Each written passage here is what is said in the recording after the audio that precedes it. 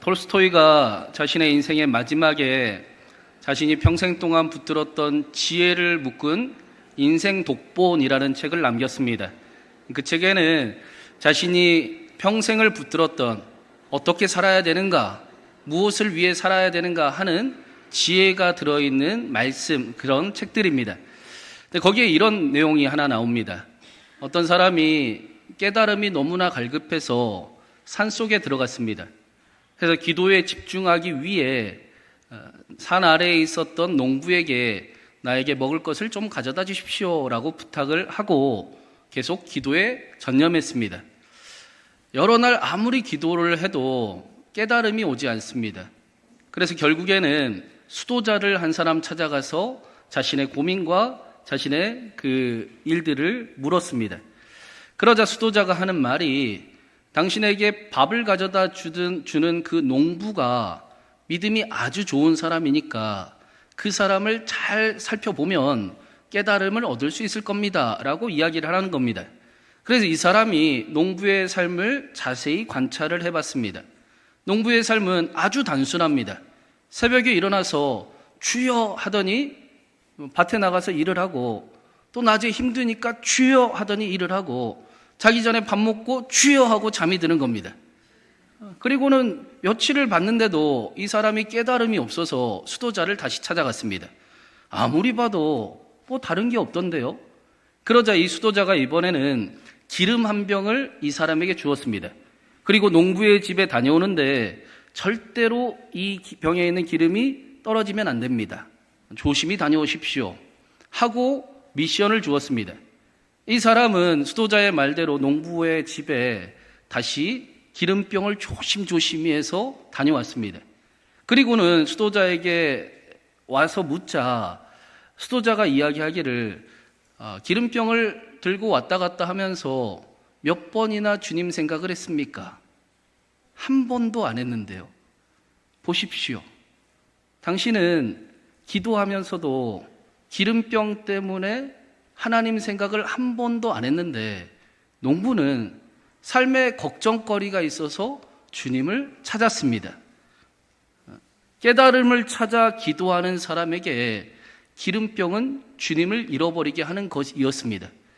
기도만 하면 깨달음과 기쁨이 자신에게 올 줄 알았습니다. 반대로 농부에게는 걱정거리들이 주님을 바라보게 하는 것들이었습니다. 근심과 걱정이 있어서, 그래서 주님과 함께 삶의 이야기를 함께 살아가는 삶을 살아가고 있었습니다. 걱정이 많다고 주님을 다 잃어버리는 것은 아닙니다. 오히려 걱정과 근심이 있어서 주님을 더 찾는 사람들이 있습니다. 사도 바울도 그래서 자신은 항상 주님 안에, 예수님 안에 살아간다라고 말씀했습니다. 예수님 안에 살아가는 것, 이것이 기독교 신앙의 핵심입니다. 오늘 말씀에서도 주 안에서 기뻐하라 라고 말씀하고 있습니다. 우리 1절부터 한번 같이 읽어보겠습니다. 끝으로 나의 형제들아, 주 안에서 기뻐하라. 너희에게 같은 말을 쓰는 것이 내게는 수고로움이 없고 너희에게는 안전하니라. 끝으로 나른 것은 마지막 마무리를 한다, 그런 의미가 아니라 이제부터 내가 중요한 이야기를 합니다. 잘 들어보십시오 라는 뜻입니다. 빌립보서의 본론이 이제 나옵니다. 끝으로 사랑하는 형제들아, 주 안에서 기뻐하라. 이 말을 내가 여러 번 반복해서 이야기를 해도 전혀 수고롭지 않는 것은 이 말씀이 여러분을 안전하게 하기 때문입니다 라고 말씀합니다. 반대로 우리의 신앙과 우리의 삶에 위험할 수도 있다라는 것입니다. 여기 기쁨은 단순한 감정을 이야기하는 게 아닙니다. 기쁨은 우리를 지켜주는 능력이요, 또 힘을 이야기합니다. 그래서 주 안에서 기뻐하는 사람은 쉽게 무너지지 않습니다. 사도 바울도 사실은 기뻐할 수 있는 처지는 아니었습니다.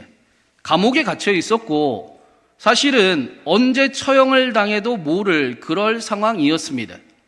사람들의 눈에 보기에는 이제 다 끝나버린 것 같고 이제 망해버린 것 같습니다. 그래서 이 기뻐하라 라는 단어가 명령형입니다. 웃을 일이 있어서, 기뻐할 일이 있어서 기뻐하는 것이 아니라, 누구나 할 수 있는 그 기쁨이 아니라 하나님을 아는 사람만 할 수 있는 그 기쁨을 말씀하는 것입니다. 웃을 수 있어서 웃는 것은 누구나 할 수 있는 겁니다. 그러나 웃을 수 없는 상황에서도 웃을 수 있는 것을 우리는 신앙이라고 합니다. 그 믿음이 우리를 지켜주고 있습니다. 사도 바울도 오늘 말씀에 그 기쁨, 주 안에서 기뻐하는 법을 우리에게 말씀해 주는 것입니다. 사도 요한 역시 요한 1서를 쓴 이유가 우리에게 기쁨이 충만하게 하기 위해서 썼다라고 말씀했습니다. 성경이 우리에게 전해진 이유는 우리에게 기쁨이 충만하게 하기 위해서입니다. 이 충만이라는 단어는 우리가 흔히 생각하는 양을 의미하는 게 아닙니다. 많이, 지금은 기쁨이 조금 있지만 우리에게 많이 주겠다, 그런 의미가 아닙니다. 이 기쁨이 우리에게 항상 남아있게 하는 충만을 이야기합니다. 빼앗기지 않는 기쁨, 그 충만을 말씀하는 겁니다. 그래서 우리에게 죄의 문제가 여전히 있고, 관계의 어려움도 있고, 또 세상은 생각보다 더 커 보이는 현실 속에 있지만 그 사실을 하나님이 모르시는 것이 아니라, 그렇기 때문에 우리에게 그 삶의 이야기를 감당할 수 있는 기쁨, 능력이 되는 기쁨을 우리에게 허락해 주겠다라는 것입니다. 누군가 나를 건드렸습니다. 말로 건드리든지 표정으로 건드리든지 몸으로 건드렸습니다. 그러자 그 건드림을 받고 기쁨이 확 쏟아져 버립니다. 세상에서 가장 화가 난 사람, 불행한 사람이 되어버립니다. 그러면 그 기쁨은 남아있는 기쁨, 능력이 되는 기쁨이 아닙니다. 반대로 분명히 문제가 생겼습니다. 어려운 일이 닥쳤습니다. 그런데 여유가 있습니다. 아직 버틸 만한 힘이 있습니다. 그런 기쁨, 우리의 삶을 지켜주는 기쁨을 이야기하는 겁니다.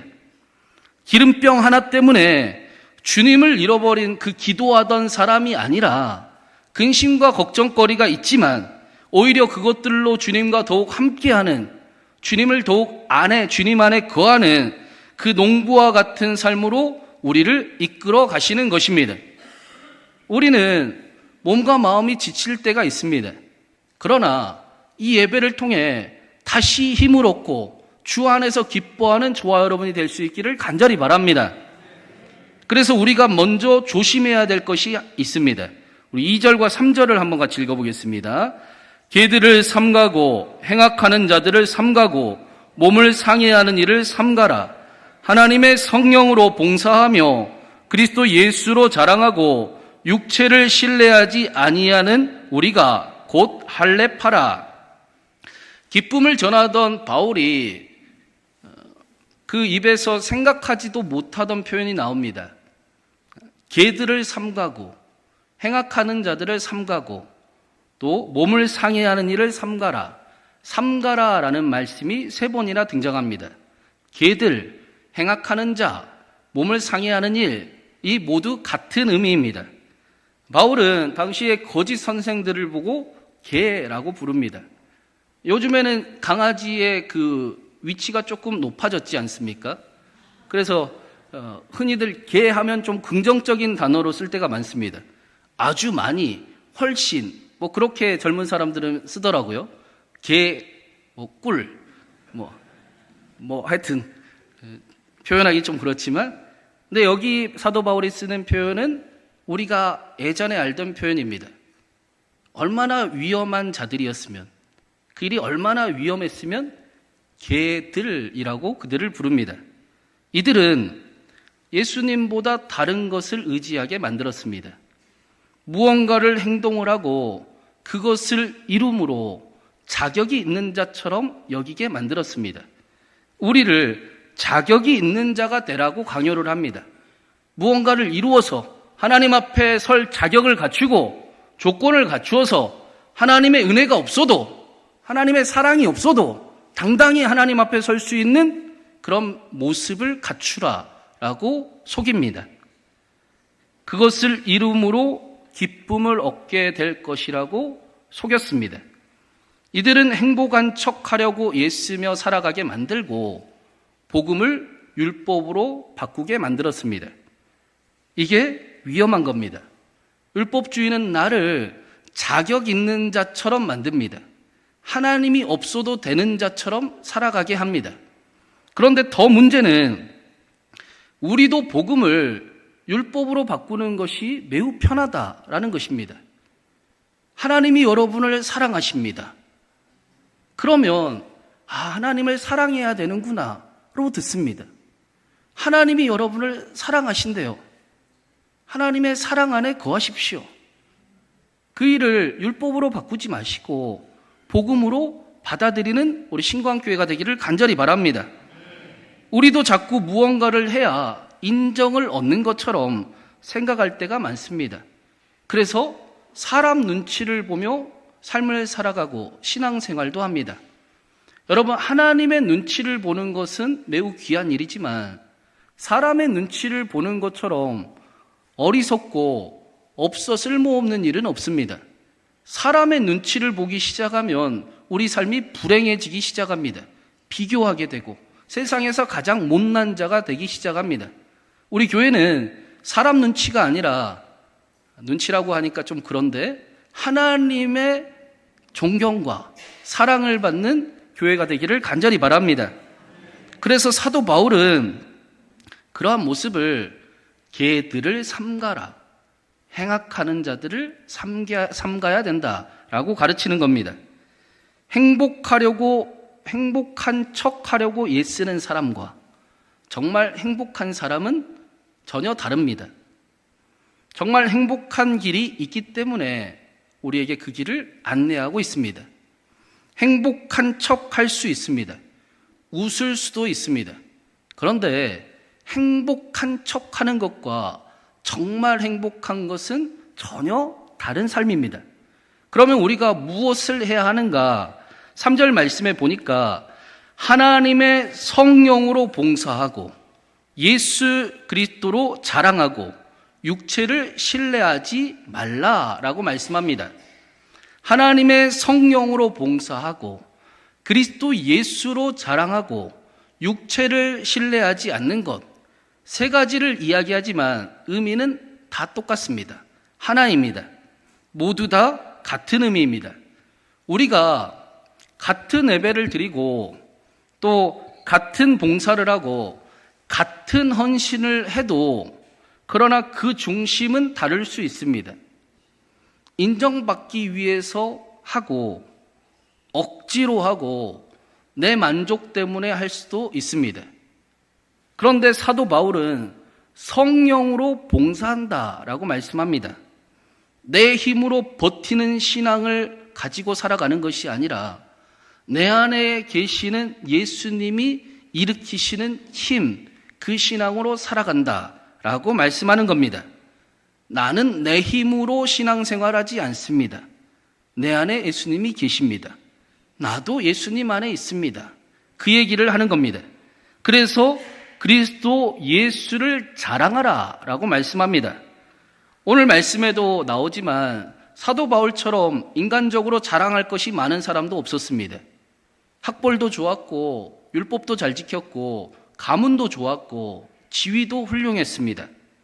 누구보다 율법을 잘하는 사람이었고 누구보다 종교적으로 열심히였고 잘 사는 사람이었습니다. 히브리인 중에 히브리인이다 라고 말씀합니다. 그런데 이 바울이 예수님을 만나고 완전히 바뀌었습니다. 내가 붙들고 살아갔던 것들이 나를 살리는 줄 알았는데 자세히 보니까 하나님 없어도 괜찮다고 착각하게 만드는 것들이었습니다. 내가 괜찮은 줄 알았습니다. 내가 잘하고 있는 줄 알았습니다. 내가 하나님 앞에 충분한 줄 알았습니다. 그런데 하나님이 없어도 괜찮다고 만드는 것들이었다라는 것입니다. 우리도 살다 보면 붙드는 것이 많이 있습니다. 돈이 중요하고 건강도 있어야 하고 또 사람의 인정도 무시할 수 없습니다. 이런 것들이 문제가 아니라 이것들이 우리의 구원의 근거가 되는 것이 문제다라는 것입니다. 이거 있으니까 이제 하나님 없어도 되겠네. 응답 받았으니까 잠시 동안 내 마음대로 살아도 되겠네. 건강하니까 이거는 하나님 없어도 되니까 하나님 없어도 괜찮겠네 하는 것들을 사도 바울이 개들을 삼가라 라고 말씀하는 겁니다. 우리가 시간이 조금만 지나봐도 분명히 알 수 있습니다. 이것들이 나를 지켜주거나 끝까지 책임져 주지 못함을 우리는 압니다. 내가 정말 힘들 때, 눈물 나고 또 마음이 무너질 때 우리에게 결국 남는 것은 십자가뿐입니다. 우리를 결국 살리는 것은 십자가입니다. 그래서 바울은 육체를 신뢰하지 않고 예수 그리스도를 자랑한다라고 말씀합니다. 오히려 나에게 하나님이 없어도 괜찮다고 생각하게 만드는 것들이 내 몸에 있어서는 안 되는 배설물들이다라고 말씀하고 있습니다. 그리고 반대로 나는 예수님을 자랑할 겁니다. 나는 내 삶의 중심이 예수님이 되면 좋겠습니다. 내 존재의 중심이 예수님이기를 원합니다. 예수를 자랑한다라고 말씀합니다. 이 자랑하다라는 단어도 뽐내다, 내세우다 그런 뜻이 아니라 삶의 원리, 근거, 무엇을 위해 살아가는가라는 뜻입니다. 내가 무엇을 위해 살아갑니까? 예수님을 위해 살아갑니다. 내 삶의 중심이 예수님입니다 라고 고백하는 것입니다. 바울은 예수님을 생각하며 자신의 부족함에 집중하는 것이 아니라 예수님의 충분하심을 바라보며 살아갔습니다. 그게 주 안에서 기뻐하는 삶입니다. 예수님을 생각할수록 자기 자신을 자랑하던 것들은 사라지고 예수님이 충분하심이 커집니다. 나는 흔들리기 쉽지만, 나는 갈대 같지만 예수님은 흔들리지 않습니다. 말씀이 반석이 됩니다. 우리에게도 예수님이 우리 삶의 어떤 위치에 계시는가가 매우 중요합니다. 우리가 어떻게 예수님을 대하는가, 그 태도가 매우 중요합니다. 예수님께서 마태복음 7장에 이런 말씀을 하셨습니다. 구하라 그리하면 너희에게 주실 것이요, 찾으라 그리하면 찾을 것이요, 두드리라 그리하면 열릴 것이니라. 구하는 자마다 찾을 것이요, 받을 것이요, 찾는 이는 찾아낼 것이요, 두드리는 이에게는 열릴 것이니라. 너희 중에 누가 아들이 떡을 달라 하는데 돌을 주겠으며 생선을 달라 하는데 뱀을 주는 사람이 있겠느냐? 너희가 악한 자라 할지라도 좋은 것을 줄 줄 알거든 하늘에 계신 너희 아버지께서 너희에게 좋은 것을 주시지 않겠느냐? 우리가 기도할 때 중요하게 여기는 말씀입니다. 하나님께서 구하는 자에게 주실 것입니다. 찾는 이에게 응답하실 겁니다.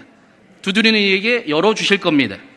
그래서 이 말씀은 기도에 대한 말씀이지만 사실은 하나님이 어떤 분이신가를 알려주는 말씀입니다. 이 일이 우리에게 매우 중요하기 때문입니다. 하나님은 돌 대신에 떡을 주시는 분이십니다. 뱀 대신에 독사 대신에 생선을 주시는 아버지이십니다. 우리에게 가장 좋은 것을 주시는 하나님 아버지입니다. 그런데 이 말씀에 이어서 12절에 이런 말씀이 있습니다. 그러므로 무엇이든지 남에게 대접을 받고자 하는 대로 너희도 남을 대접하라.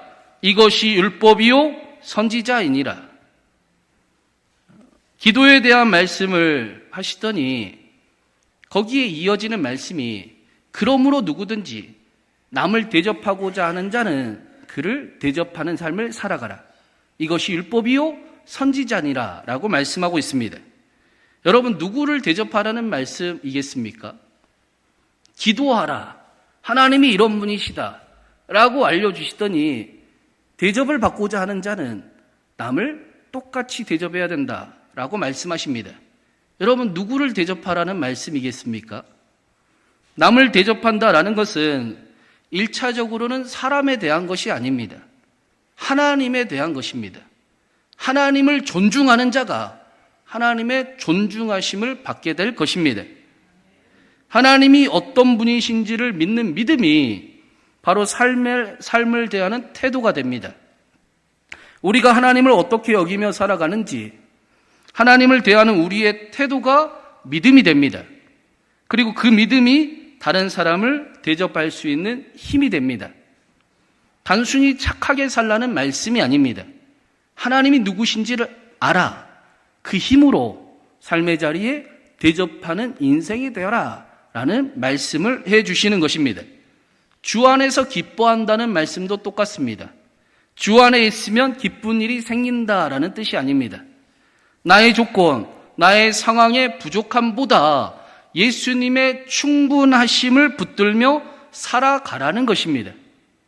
자신 안에 예수님이 점점 커지는 것을 경험하는 삶을 살아가 보라라는 것입니다.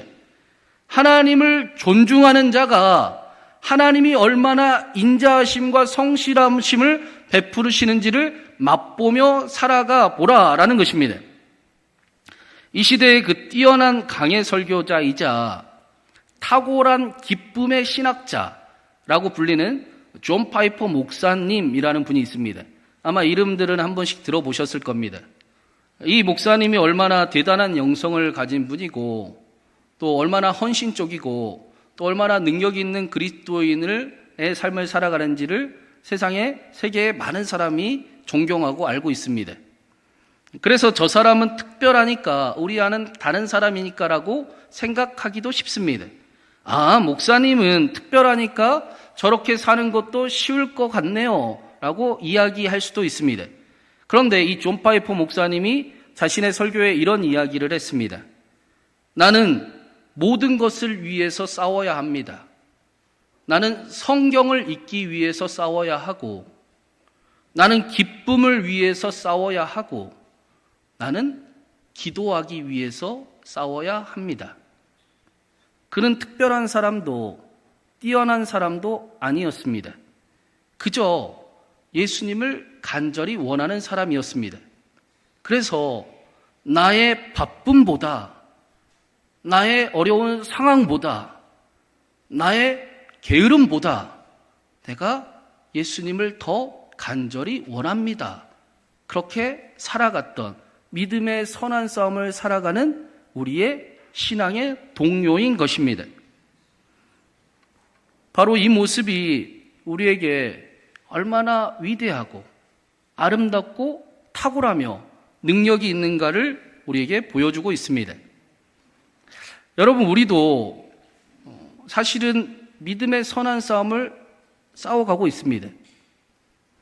우리도 예수님이 좋아서, 예수님이 소중해서, 그래서 믿음의 싸움을 합니다. 조금만 더 믿음으로 걸어가 보십시오. 사랑을 경험해 보십시오. 응답을 맛보아 보십시오. 그 일을 사도 바울이 주 안에서 기뻐하라, 예수님으로 가득 채우라 라고 말씀하는 것입니다. 사랑하는 여러분, 기도하던 사람에게 기름병은 주님을 잃어버리게 만들었습니다. 그러나 저와 여러분은 농부처럼 삶의 이야기가 더 주님을 찾는 은혜가 되기를 간절히 바랍니다. 우리 안에 예수님으로 인한 기쁨이 가득 차고 그 기쁨이 능력이 됨을 경험하는 저와 여러분의 삶이 되기를 간절히 바랍니다. 오늘도 하나님은 일하십니다. 저와 여러분 안에 주 안에 기쁨이 넘치게 하시기를 주님의 이름으로 축원합니다.